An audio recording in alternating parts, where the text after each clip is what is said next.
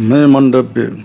आज मैं संसार में कर्म फल की मर्यादा स्थापित करता हूँ। 14 वर्ष की अवस्था तक किए कर्मों का पाप नहीं लगेगा, उसके बाद किए कर्मों का फल अवश्य मिलेगा। महाभारत कथा। मंडव्य ऋषि की कथा। मंडव नाम के एक यशस्वी ब्राह्मण थे।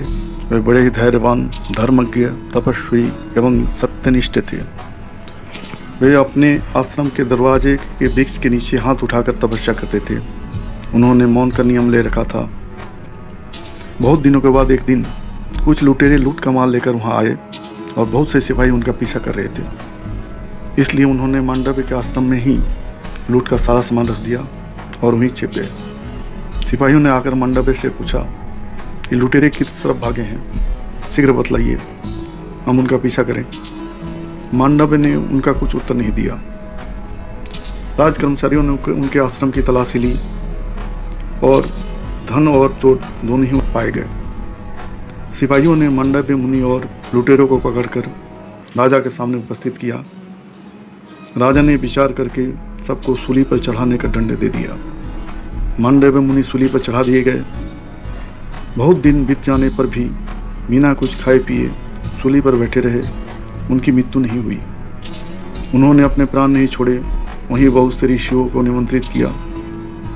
ऋषियों ने रात्रि के समय पक्षियों के रूप में आकर दुख प्रकट किया और पूछा कि आपने क्या अपराध किया था।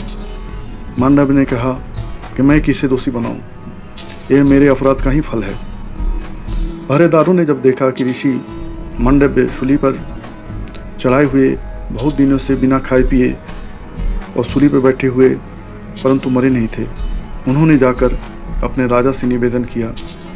राजा ने मंडव्य मुनि के पास आकर प्रार्थना की और कहा, मैंने अज्ञानवश आपका बड़ा अपराध किया, आप मुझे क्षमा कर दीजिए, मुझ पर प्रसन्न होइए। मांडव्य ने राजा पर कृपा की और उन्हें क्षमा कर दिया। वे सूली पर उतारे गए। जब बहुत से उपाय करने पर भी सूल उनके शरीर से निकल नहीं सका, तब वह काट दिया गया। गड़े हुए सूल के साथ उन्होंने तपस्या की और दुर्लभ लोक को प्राप्त हुए। तब से उनका नाम अनिमांडव्य पड़ गया।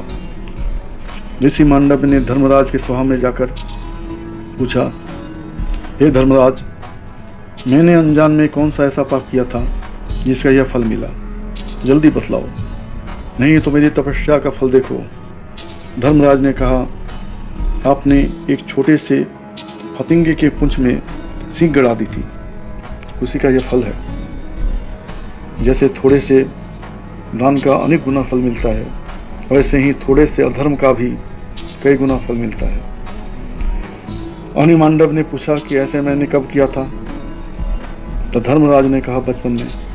इस पर अनिमांडव्य बोले, बालक 12 वर्ष की अवस्था तक जो भी कुछ करता है उससे उसे अधर्म नहीं होता, क्योंकि उसे धर्म अधर्म का ज्ञान नहीं रहता। तुमने छोटे अपराध का बड़ा दंड दिया है। तुम्हें मालूम होना चाहिए कि समस्त प्राणियों के वध की अपेक्षा ब्राह्मणों का वध बहुत बड़ा है। इसलिए तुम्हें श्राप देता हूँ कि तुम शूद्र योनि में जन्म लेकर मनुष्य बनो। और आज मैं संसार में कर्म फल की मर्यादा स्थापित करता हूँ। 14 वर्ष की अवस्था तक किए कर्मों का पाप नहीं लगेगा, उसके बाद किए हुए कर्मों का फल अवश्य मिलेगा। इसी अपराध के कारण मंडव्य ने श्राप दिया और धर्मराज शूद्र योनि में विदुर के रूप में जन्मे। वे धर्मशास्त्र और अर्थशास्त्र में बड़े निपुण थे। क्रोध और लोभ तो उन्हें छू तक नहीं गया था। वे बड़े ही दूरदर्शी, शांति के पक्षपाती और समस्त कुरु वंश के हितैषी थे।